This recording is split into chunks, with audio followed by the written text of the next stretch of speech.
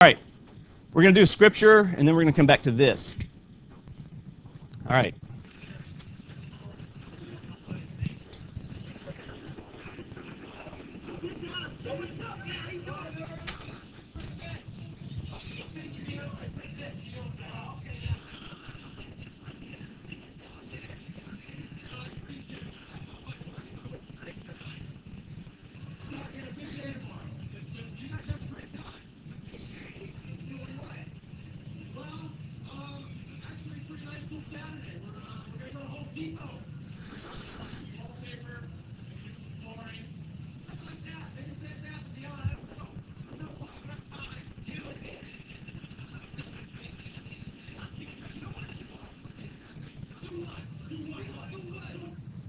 Well, first of all, I spend almost every Saturday at Home Depot, so what's the big deal? Anyway, what happened to Frank? Frank is the older guy. Okay, he ends up imbibing too much, right? No, that's old school. All right. Anyway, you see these words? Bad influence. Have y'all ever been under the influence of a bad person? All right. So let's see what God says about it. Who got us today? Sydney.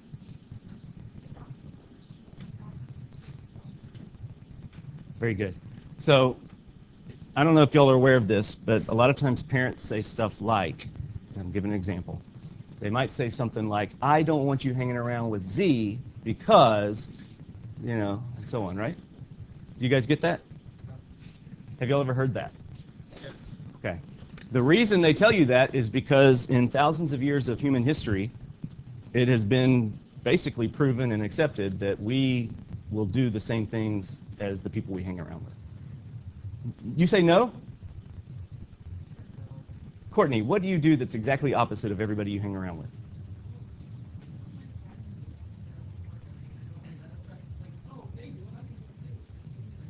Okay.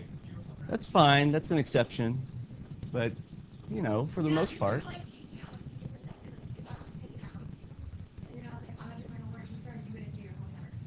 Yeah, we should try it. Okay, challenge accepted, guys. We need to try to make Courtney not do any homework for the rest of the year.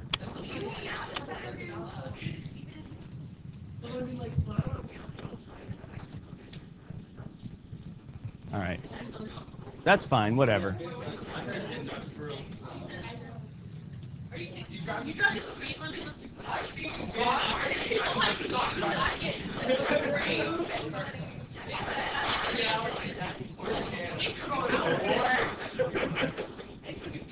The exact amount of time it took me an hour. You know what? I've got the speed limit. Okay? I've never stopped.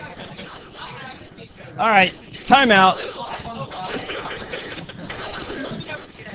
All right, timeout. We're done. All right. So fine, not everybody falls prey to peer pressure, okay? But a lot of people do. Okay. Sydney, who's praying today? Whatever. Do you want me to? All right, you'll stand up.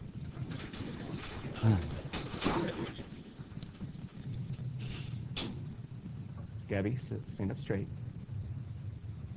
All right. In the name of the Father, and the Son, and the Holy Spirit, amen. Lord, thank you for bringing us together again today. We ask that you continue to bless us with all the gifts that you've given to us, especially the ones we're not aware of yet. We ask that we use those gifts so that we can continue to do your will and that we portray your love to everybody that we come across. In Jesus' name we pray, amen. Holy Spirit. All right, fellas, let's talk about something new and something old, okay? So what we have here is some stuff up.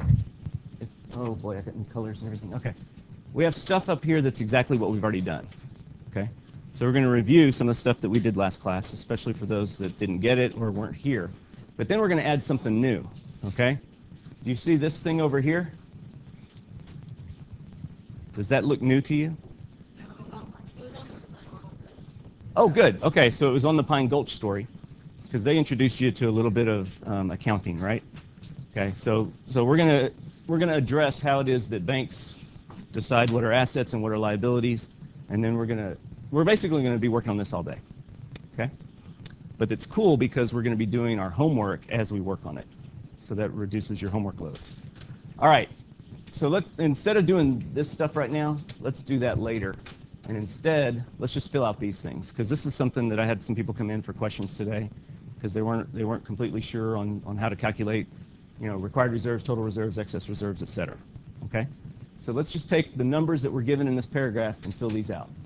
So it says that the bank has deposits of $50 million. Everybody get that? Okay? And it also says that the reserve requirement is 10%. So those two numbers will tell you what of these? Required reserves, good. So what would be the required reserves at this bank? How much? It's 5 million. Okay. All right, so let's write that down. 5 million. Okay, so let's write that down too. So it's 10% of the balance in the checking accounts. Okay? So it's 10% of 50 million. All right, well, let's find out. So then it talks about vault cash and Fed reserve account. Do you all know what that means? It's part of it, but Marcella says something interesting. What did you say?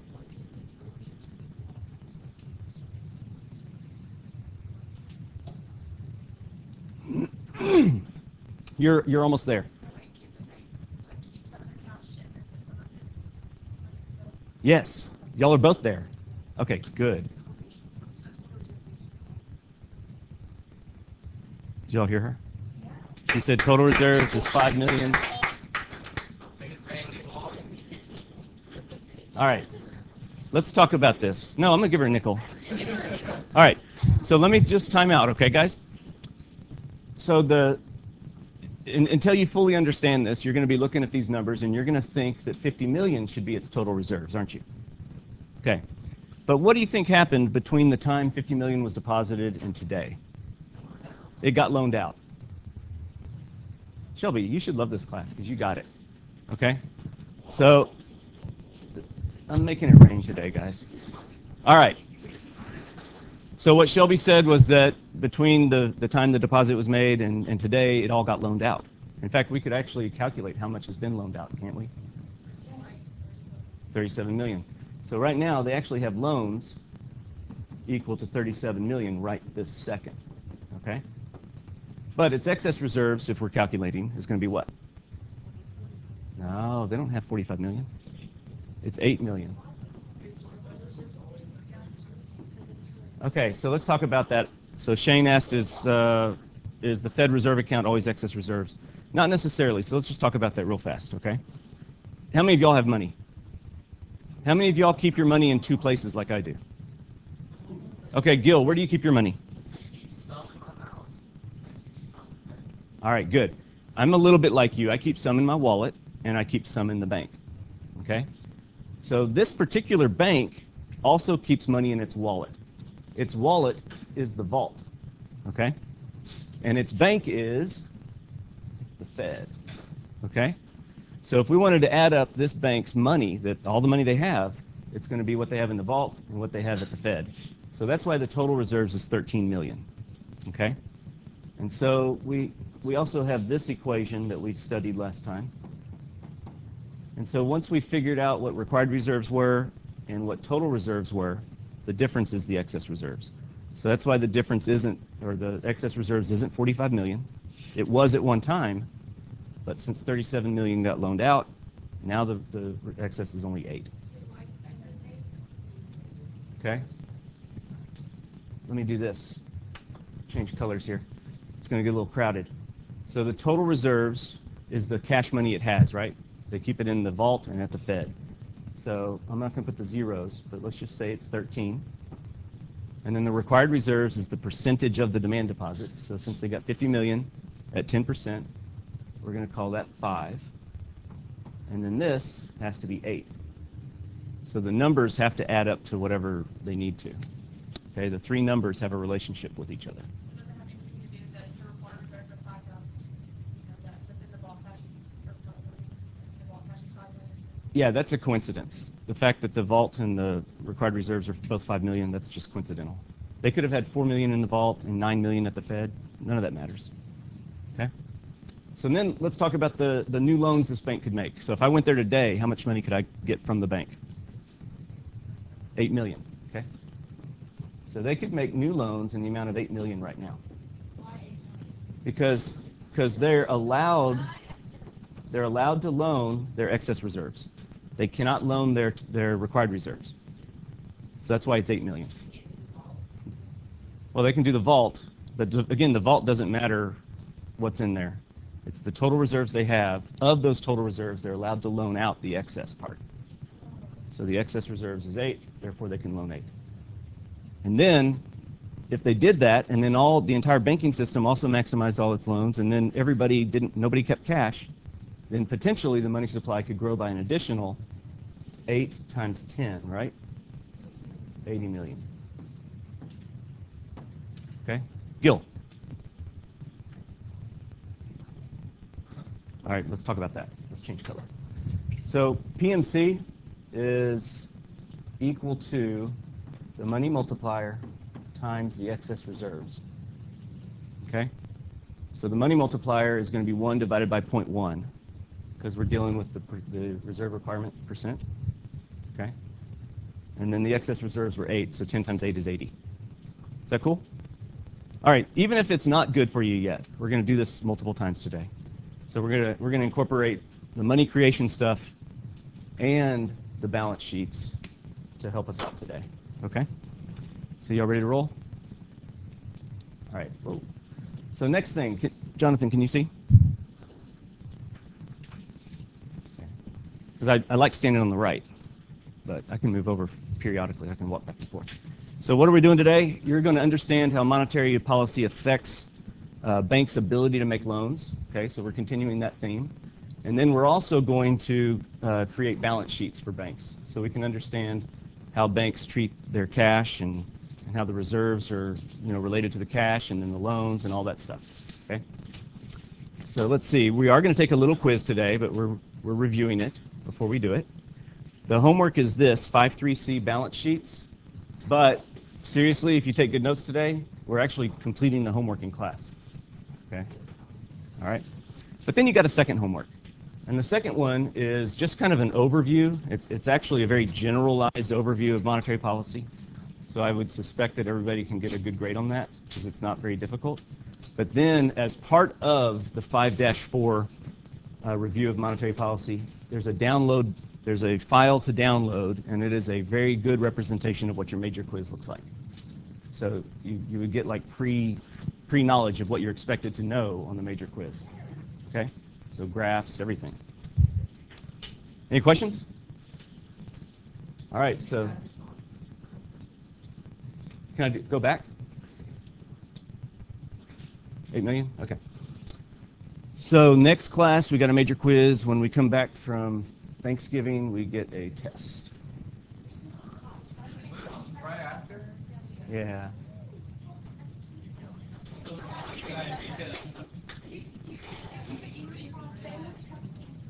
You mean your English teacher made a project due?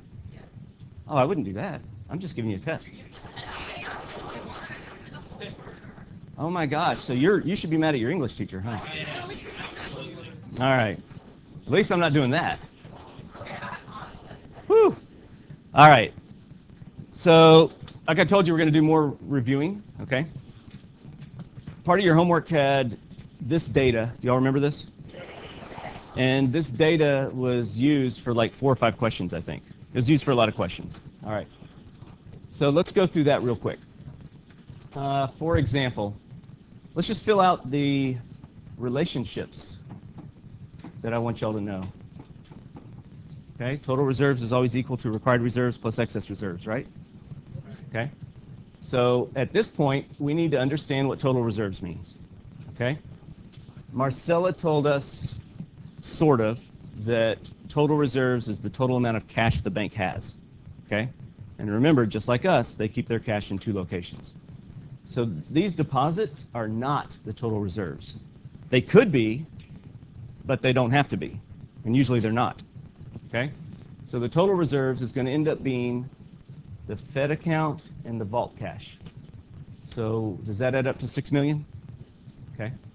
So right now, this bank has $6 million available to it. So its liquid assets are $6 million. That's what that means. Okay. It does have deposits of $13.5 million, and that is important for us. But we're not going to put $13.5 million anywhere. Instead, we're going to take 10% of it. Okay. So that's our required reserves. So $1,350,000. Now we just have to solve for excess reserves. So what would that be?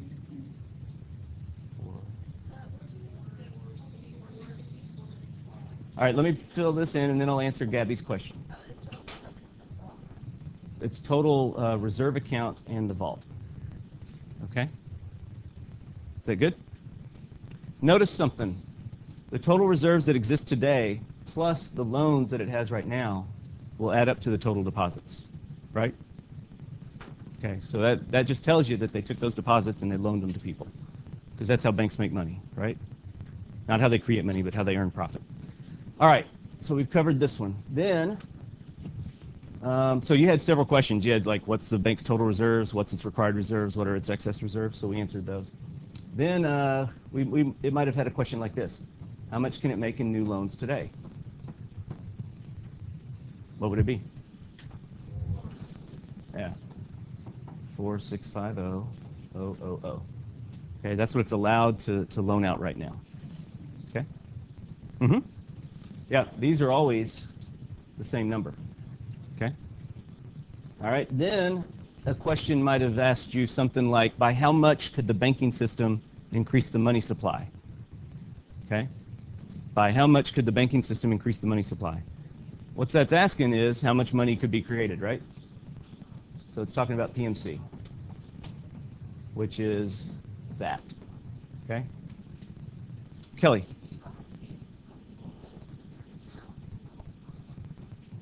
No. So Kelly's asking how we got our excess reserves. So we took the vault cash and the Fed account to get our total reserves, but then we got our required reserves as a percent of the demand deposits. And so we just did algebra at that point. So we just had to solve for excess reserves. Okay, so we subtract the required from the total, and then we get excess. All right, cool. All right, so, and then we got I think one of the questions actually said, what is the money multiplier? Okay, 1 divided by the reserve requirement. Okay, so that would have been 10. And so how much money could the banking system create? It would be 10 times, you got it, 4650000. Okay, so 46,500,000. Big money. Okay, cool. All right. So that's basically a review of that stuff. Real quick though, do you think it is very likely that this much would actually be created? No. What would lessen that? Not inflation. What else? Okay, that one and that one. Okay, if you hold the cash in your pocket, it's not going to do this. Okay, or if a bank doesn't loan out its excess reserves, because maybe they want to keep a cushion. Who knows? So this is potentially if every bank loans out all of its excess reserves, and if every person who takes out loans puts that money back in another bank. So it's like, nah, this is all just potential. So it's very unlikely that you'd ever get a number this big. They don't have to. They would want to, though, because what are they trying to do? They're trying to earn profit. And so they loan money at a higher interest rate than they pay it to its depositors.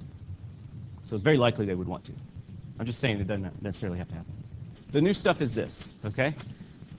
Banks account for their reserves, they account for their loans, they account for their deposits in such a way that it paints a very clear picture of the bank's, financial health, okay? So the way they do it is through, you can go now if you want. They use generally accepted accounting principles, okay?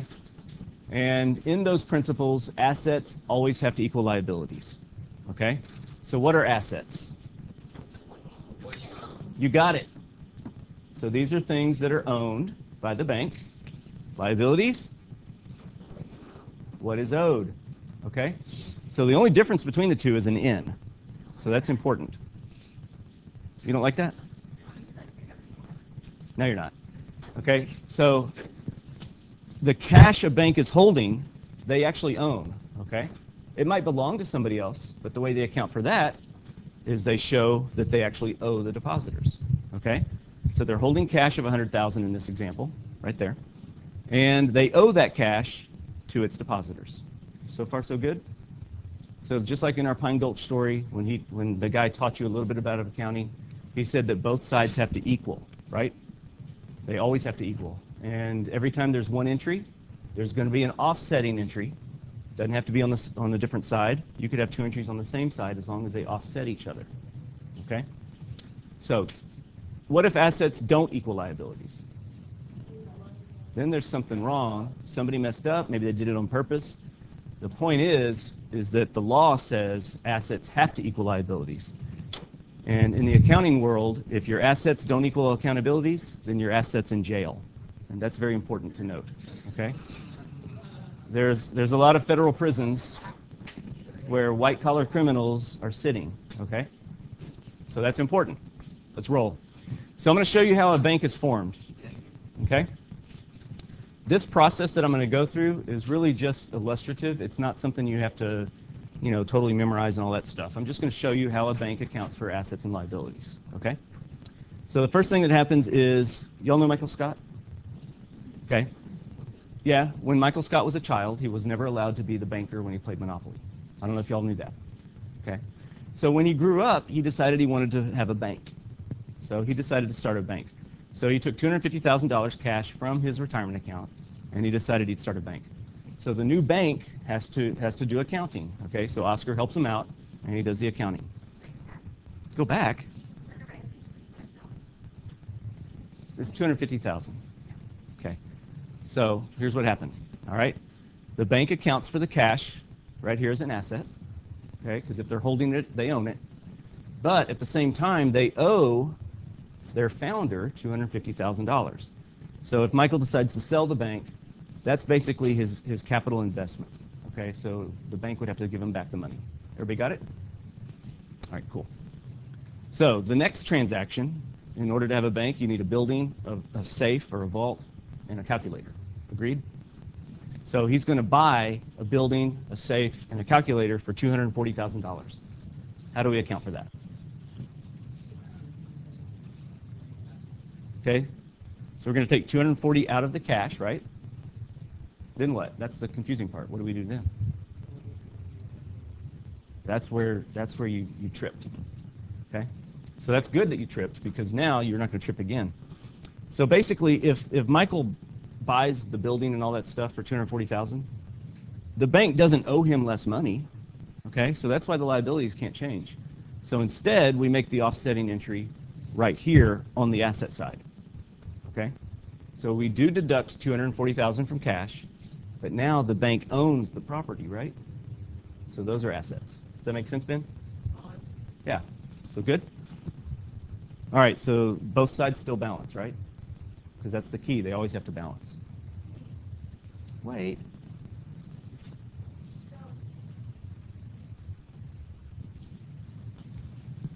Wait, nothing. We got to keep going. So now they have a bank. Okay? Got 30 minutes left. All right. Both sides balance. Everything's good. So Michael convinces Dwight to open an account. So Dwight takes his life savings of $100,000 and he deposits it into the bank. So far, so good? So now the bank is going to have an additional $100,000 in cash, right? And the bank owes the money back to Dwight, correct? Okay. So we account for it like this. We add $100,000 to cash, and then we have a new liability called the demand deposits. Okay? Gabby, it's okay. No, it's okay. The stuff we do after this is more important. Okay? Right now I'm just trying to illustrate that they always offset each other. Okay? So is everybody cool with this?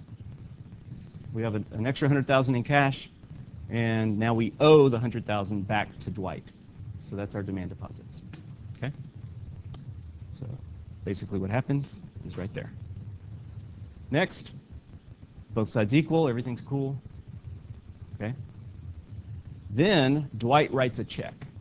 Okay, he needs a new tractor for his beet farm. So he's going to write a $50,000 check. The person who receives the check takes it and cashes it. Okay, so the bank is going to have to give this person how much money? So what's going to happen to the cash balance? Good. So now this side over here is only going to equal 300,000, right? So how do we offset that so that both sides are equal still? Yes, Gil, you're right. We subtract it from the demand deposit, right? So it's just like when you guys use your debit card. What happens to your checking account? It goes down. So that's what we're going to do. Okay, so we reduce the cash holdings by 50,000, and we reduce Dwight's account by 50,000. Both sides equal 300,000. Okay. So summary: 50,000 removed from cash, 50,000 removed from the demand deposits. Both sides equal. Okay, so last class we discussed the fact that when a bank makes a loan, the money supply gets bigger, right? And we didn't really necessarily do this, but the opposite's true. Okay, when a loan is repaid, money is destroyed. So let's see how this works. So this is our balance sheet right now, and we're going to make a loan. So this never tells you what the reserve requirement is, okay? So it doesn't matter. We can assume it's zero. So this bank could loan $50,000, okay? So they're going to loan $50,000 to somebody, and then that $50,000 is going to be redeposited into the bank, okay? The assumption there is that the money gets redeposited so that we can show that money's created, okay? Yes, sir? Why would they have to loan less than 50,000 because Yeah, I'm saying that maybe it's zero, so don't worry about it. Okay, the required reserves doesn't matter. And actually, since we have 60,000 cash, we can, I mean, you know, you could have a reserve requirement. Let's just make it easy, not worry about it. Okay? Yeah, nothing changes, right? So the cash remains 60,000 because, you know, if it's loaned out and then redeposited, it just stays there, right? But what happens over here? No, Dwight didn't lose any money, so it doesn't go to zero. In fact, what's actually going to happen is there's another demand deposit. So if that happens, if this stays 60 over here, and then the demand deposit goes up to 100, they don't balance anymore, do they? So how do you think the bank treats a loan? Do you think they treat it as an asset or a liability? Does the bank owe the money to somebody, or does somebody owe the money to the bank? So that's how we're going to account for it. We have a new asset, and so this is something you do need to know, is that loans that banks give out are treated as assets because they anticipate that that money will come back to them. Okay? So here you have cash at 60,000, demand deposits are 100,000, now we have loans as 50,000. So both sides still add up to 350,000, so it's all good. But look what happened to the money supply. If the money supply is currency plus deposits, what we just did is we didn't change the currency, but we doubled the deposits. So the money supply grew, right? All right. Cool, can I go? Did you say no or yes? Okay. That's right, no means no.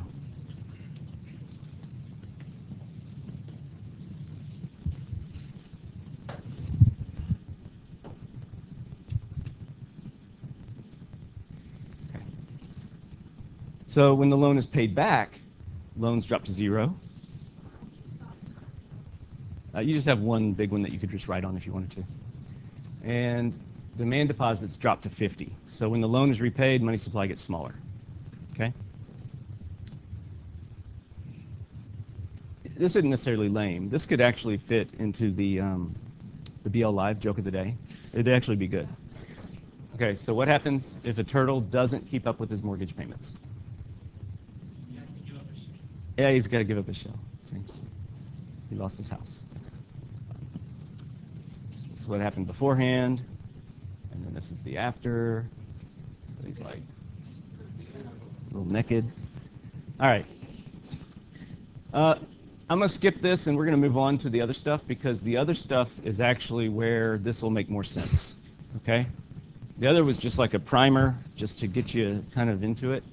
But now we're actually going to complete a balance sheet, also called a T account, with the numbers we have up here, and then we're going to show how the bank could loan some out, what happens when they loan it out, and we're going to see how the money supply grows and all that stuff. And I'll go slowly through them a little bit, but I'll be honest with you. I want to get to an example of some multiple choice questions towards the end, so I'm going to have to go fast. Are y'all okay with that? Mm-hmm. All right. Yeah.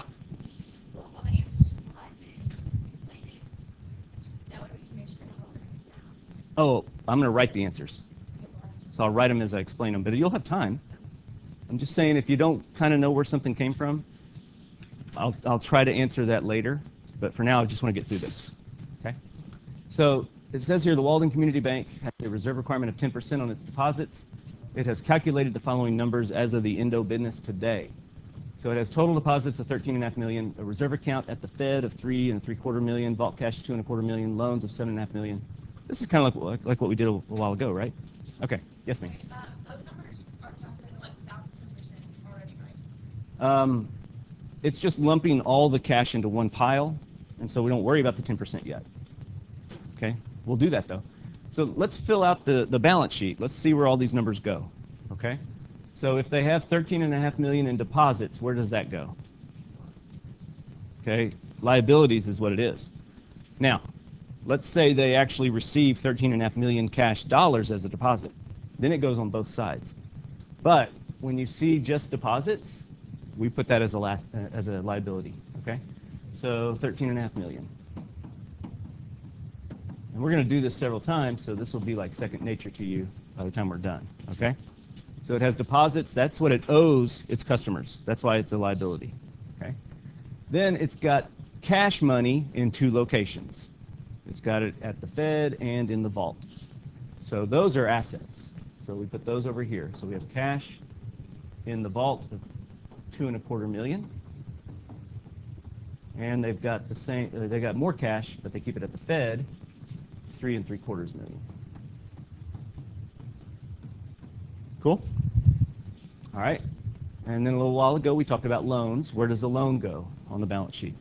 Assets. Because they expect that to be converted to cash at some point in time. All right. This was a simple one. Everything's done, and they all add up to $13.5 million. You guys good with that?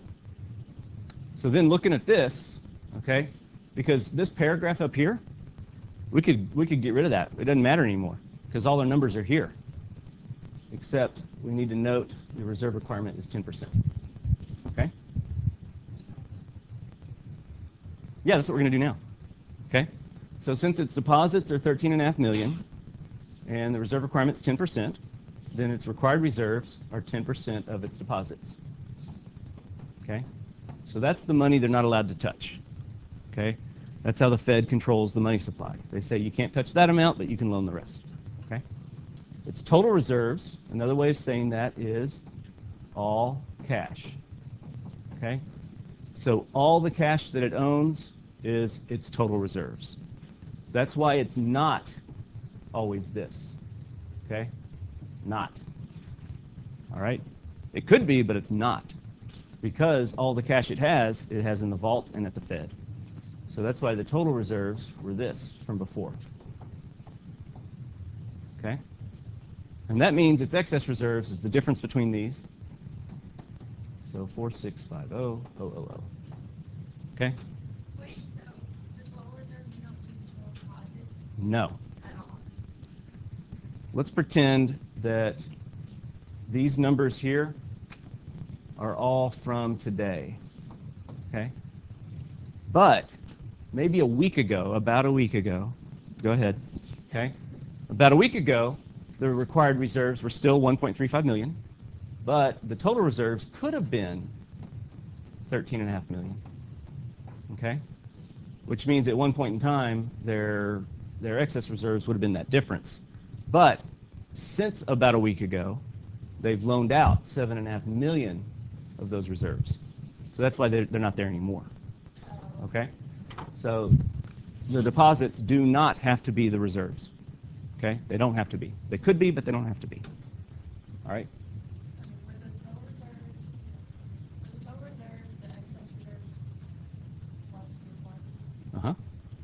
Yeah, so this relationship up here at the top, you can move the numbers around and you can adjust it, yes. All right, so now we're going to do another one. So I'm going to make these progressively more complicated. They're not hard, they get a little more complicated each time just so that we can practice, okay? So now we've got a question, and the question is, how much in new loans can the Guru National Bank make if its deposits are $45 million, it's got $5.5 million in their vault, and they got $7.75 million at the Fed, and the rest of their assets are in loans, so we're going to have to figure out how much they have loaned out right now, and the reserve requirement's 8%. So the deposits are subject to 8%. Who has a calculator? Can y'all do the math for me, and then we'll check each other? All right, where do the deposits go?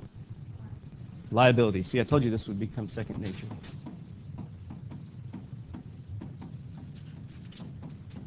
Cool. The vault cash of $5.5 million, where's that go? Assets. Okay.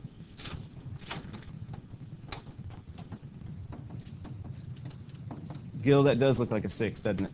That's a 5. $5.5 million, okay? And then it's got, at the Fed, $7.75 million. Where's that go? Asset, okay? I'll keep that in the Fed. All right. And then it says the balance of their assets are in loans, right? So what does that mean? That means both sides have to add up to $45 million, right? So I need somebody to tell us how much they have out in loans right now.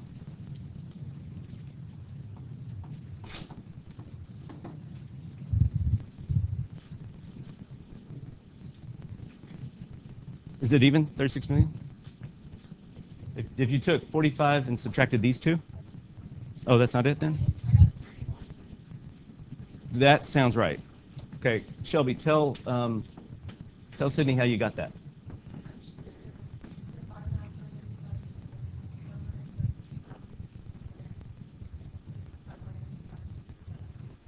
Okay, yeah, that's how you do it.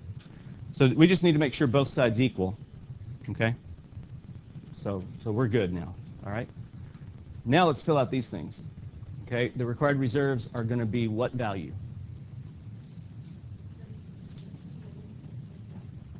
Okay, 8% of the deposit, so 3.6 million, okay? All right, its total reserves is how much?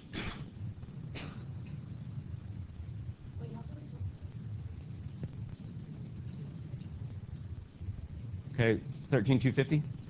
Okay, Jessica, what'd you ask?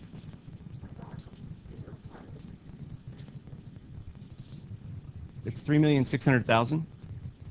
And the way you do it is you take 45 million and multiply by 0.08. Because this time our reserve requirement is 8% instead of 10. Okay. Excess reserves is just the difference between these, right? So 9.6, okay. It's too hard for me to do in my head. Oh, 6.5. Okay. Very good. And so the question was, how much can they make in new loans today? 9,650,000. Good. And what if your homework also asks, how much could the entire banking system increase the money supply by?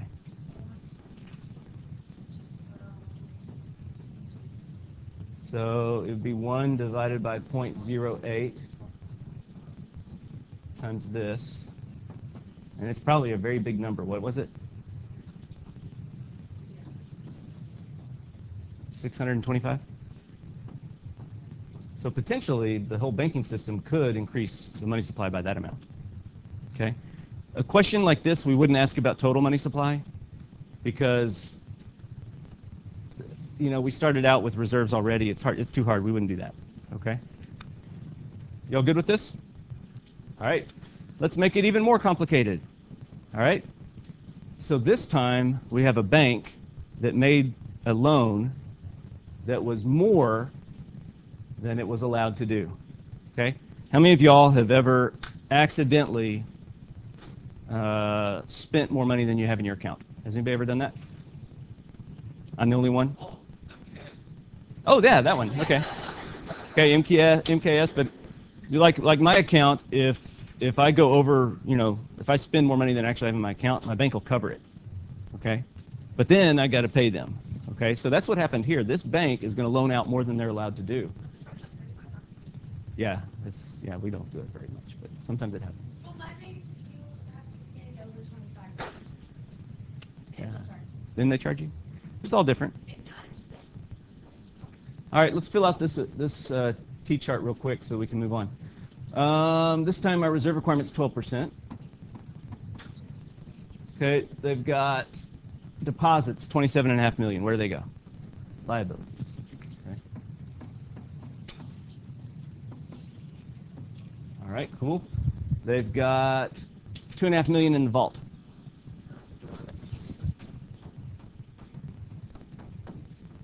What do y'all think of my new board? It's really good, right? What's the difference? I can write, and it's not like 3 inches away from my pen. It's exciting. And it's bigger. All right, and then they've got $3.25 million at the Fed asset. Okay.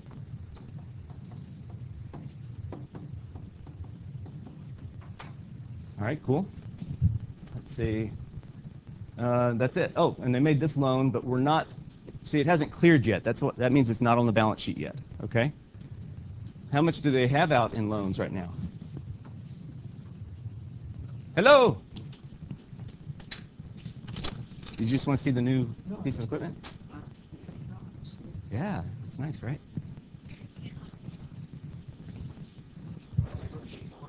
Huh? Yeah, Econ's fun.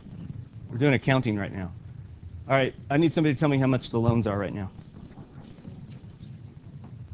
Wow, y'all are good. 21,750. All right, cool. Both sides balance, right? Good. All right, so let's fill these out and then find out how much they overloaned. Okay. What are its required reserves?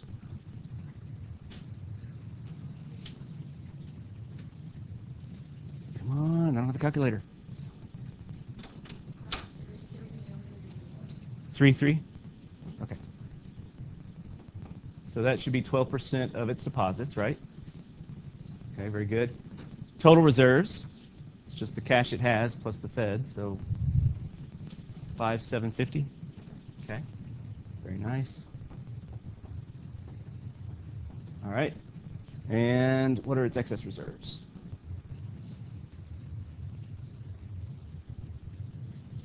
Courtney is replacing Z as our human calculator. Okay, very good. Now, look at this. They made a loan of that amount. Do they have that much? Yeah, they don't have that much. So in order to make this loan, they had to pull from their required reserves, right? They got to replenish those required reserves by borrowing from the Fed, and you guys are right. They got to borrow $50,000. Okay? Let's see how they account for that. All right? So they're going to add $2.5 million to their loans, right? Actually, let's do this. They're gonna take $2.5 million from cash to make the loan, right? Then they're going to add an asset called a loan of $2.5 million. Okay, those two transactions offset each other. Everything's good. Then they've got to get money from the Fed. So the Fed drops off $50,000 in cash. Where does it go? Hold on. The cash asset first, okay? So the Fed gives them 50 grand. But now they don't balance. So where does the Fed loan go? Liability, okay? So they got 50,000 over here that they owe to the Fed. Okay? Everything balances. So that's how they do it, okay? Now, why did they make this loan if they didn't have the cash? Why would they do it? That's not why a bank does it. They do it to make money, okay? So the reason they would do that is maybe the loan they're making they're getting paid like 5%, okay? But the 50,000 they have to borrow from the Fed, they're only being charged 2% discount rate. So that's why they would do it. They'll make money by doing it, okay? Is that good? They get a little more complicated as we go. All right. I think this is the last one we'll do. We're not going to do the fifth one because I want to get to the multiple choice stuff. But this one here, we're just going to demonstrate because this is important. We need to see how banks account for securities. Okay, securities is a bond. All right. So we're going to fill out our balance sheet based on this bank also having bonds. Okay. So they've got deposits of $8.5 million. Where do they go? Liabilities. Okay. Cool. And, oh, I need to label it. Demand deposits. All right. They've got cash in the vault. Where does it go? Assets. I've got my cash. 1255000. I don't know why I used big numbers like that. They got money at the Fed. Where does it go? Assets. So really, whatever's at the Fed, you can consider cash. Okay. All right. And then they've got $3 million in securities. Where do they go? Okay, let's think about it for a second.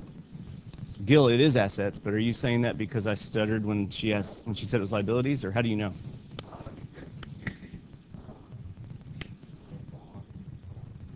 Bonds are worth something, right? So if this bank is holding bonds, they are an asset. So let's write that out. Bonds is like what people buy. Yeah. So it's like the money. I have a bond that the bank has to own. Right. But if the bank has the bond. So actually this makes sense. What you said makes sense, Shelby. If you have a bond, then that's an asset for you, right? Okay, this bank has a bond, so it's an asset. So let's talk about why they would even have bonds. Okay? So at one point in time, they were given $8.5 million in deposits. Their job as a bank is to take those deposits and loan out as much as they can so that they can earn interest, right? And then they pay their depositors lower interest. So what if they didn't have enough customers taking out loans? They still want to earn interest, right? So the way they're going to earn interest is by buying bonds from the Fed or somebody or anything like that. So they're actually earning interest on those bonds. So that's why they're holding bonds. Okay? If a customer comes to take out a loan, they'll get rid of those bonds and make the loan because they're going to get even more interest from the loan, okay? So that's why this bank is holding bonds. All right? Yeah. Okay, so they can earn interest. But there's something missing here. All right? Both sides are not adding up to $8.5 million, so we got to figure that out.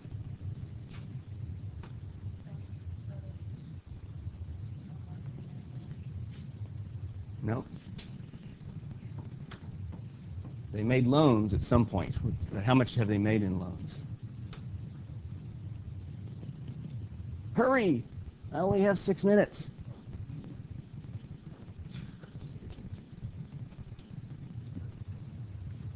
What are you doing in your head? You got a calculator. How much? Is that right? 445? What is it? That sounds better. Okay. All right. So they have loans outstanding of that amount. Cool? All right. We can fill these out now. Required reserves are 6% of its demand deposits. I don't know what that is. Of this. Uh-huh. Is it 510? Yeah. Good.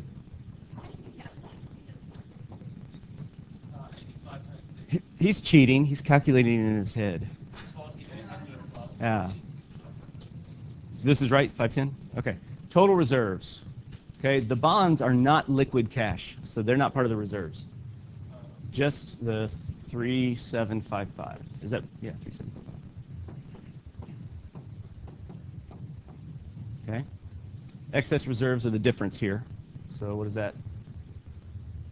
3245. Now, they're going to sell some of the bonds. Okay? So basically what we're going to do here is we're going to sell 2 million of the bonds. Okay? So that means they reduce their bonds holdings. I should put that over here. Okay, so they're reducing their bonds by 2 million. And what are they replacing the bonds with? No? Not yet. When they sell the bonds back to the Fed, what's the Fed give them? Cash. Okay? So they're going to increase their cash holdings by $2 million. And when that happened, what happened to the bank's reserves? They went up. Okay? Required reserves stay the same. But this is going to become $5,755,000. And then the excess reserves are going to become $5,245,000. And so now they can increase their loans. Okay? And so this is why when the Fed buys bonds, what happens to the money supply? It increases. Okay? I'm going to leave this now, and just so you don't stress out, the fifth one, you're not going to see anything like this on your test. But all we're doing here is a bank is borrowing from another bank, and then another bank is getting a loan from another. I mean, it's just loans. Yeah, super fast. So we'll get to a couple of multiple choice questions, okay? And these multiple choice questions will be things you might see on a test. Okay, you ready? All right.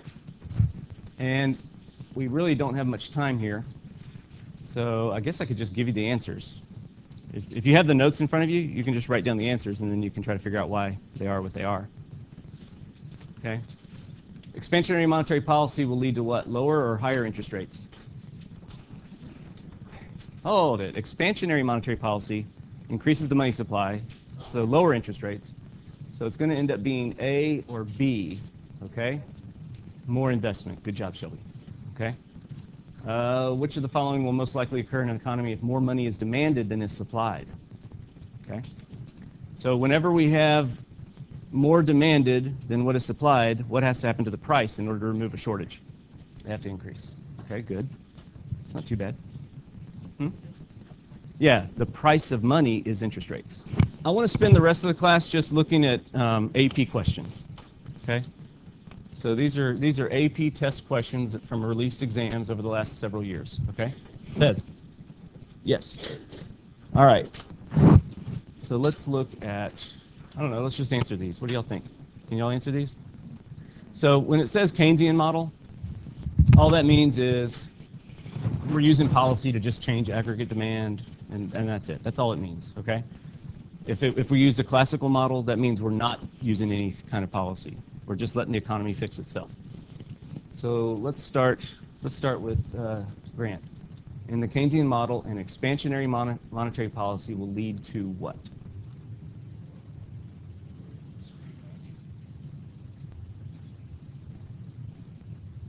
So that's good. Lower interest rates for sure, right?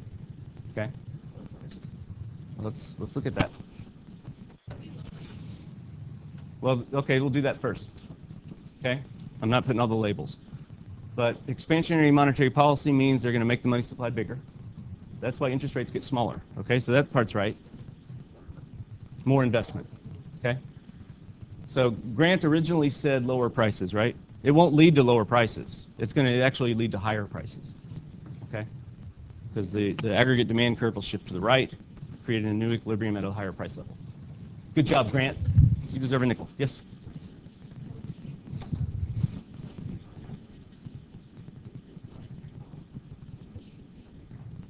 The loanable funds graph? Yeah. Or if it's asking about real interest rates. All right. Who's next? Allie. Which of the following will most likely occur in an economy if more money is demanded than is supplied?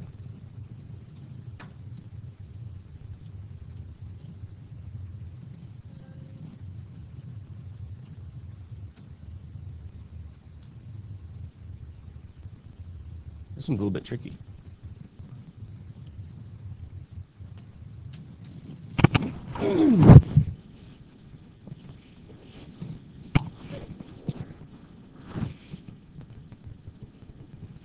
Uh-huh.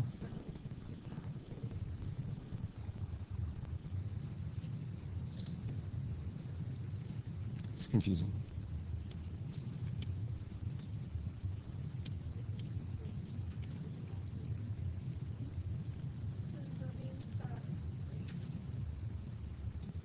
Okay. let's think of it this way. What happens in any market if more of something's demanded than is supplied? That created shortages, right? How does the market get rid of the shortage?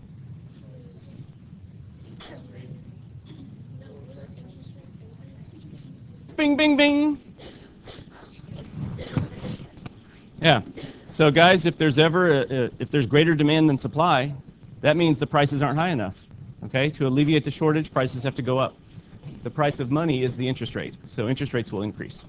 Okay? Cool? All right, Rachel, your turn. When consumers hold money rather than bonds because they expect the interest rate to increase in the future, they are holding money for what purpose?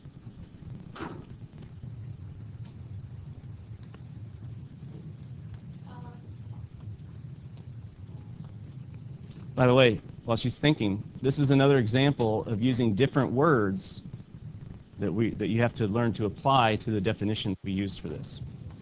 Okay? So,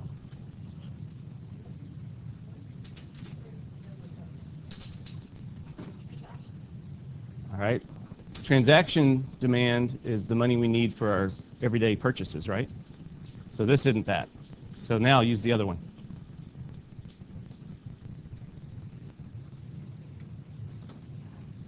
Assets, okay? So you worked hard on that one. You can give her a nickel. All right. Money creation.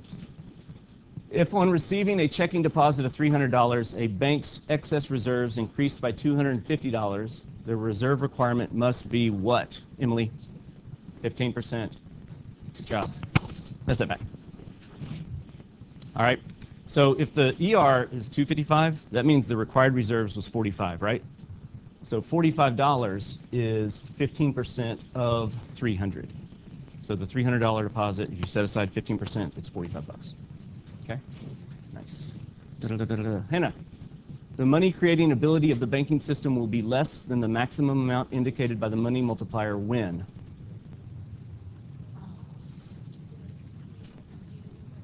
Mm-hmm.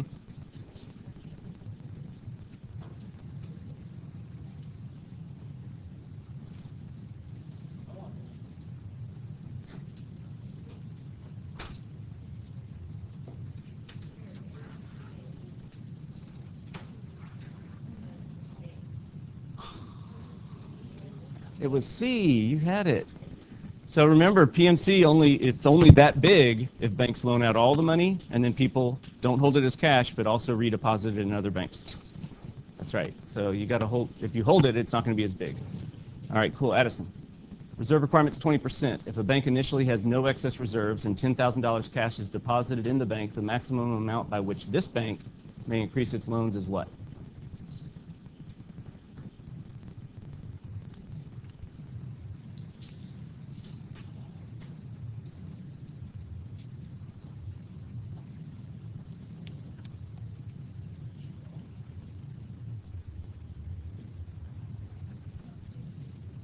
Which one's C? No. All right, so it's B. So they have to set aside 20% of this. The other 80% they can loan. Okay? All right, Ariel. Reserve requirement's 15%, and the bank receives a new demand deposit of $200. Which of the following will most likely occur in the bank's balance sheet? Okay?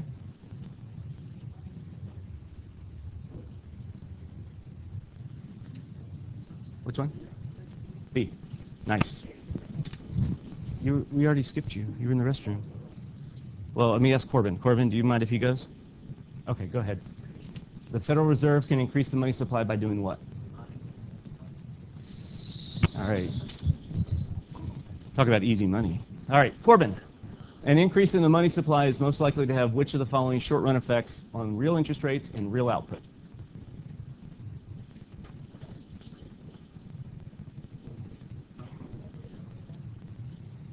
Okay. Okay.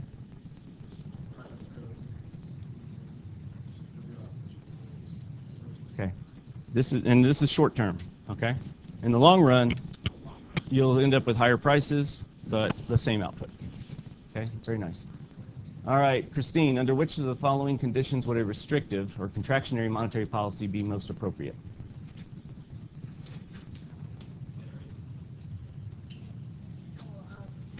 High inflation. Good job. All right, Diana, the Fed can change the U.S. money supply by changing the discount rate. Look how quick you did that. Prime rate's the best customers get. Okay? No, from a bank. All right. Yeah. Okay. Federal funds is banks and banks. Discount rate is Fed and banks. All right, Lucy, if the money stock decreases but nominal GDP remains constant, this one's, you don't want this one. Do you can, no. All right, so here's what this one is. We alluded to this one day, okay?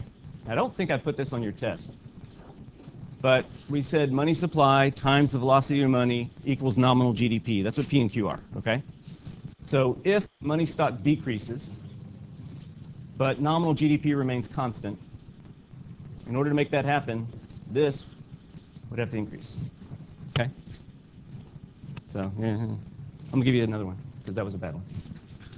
Oh, darn. Which one? 13? About fostering long-run growth in the economy that is currently in recession and most likely recommend which of the following. They're going to definitely buy bonds and probably not change, so E. Yeah, because if you reduce spending, you're going to have less short-term growth.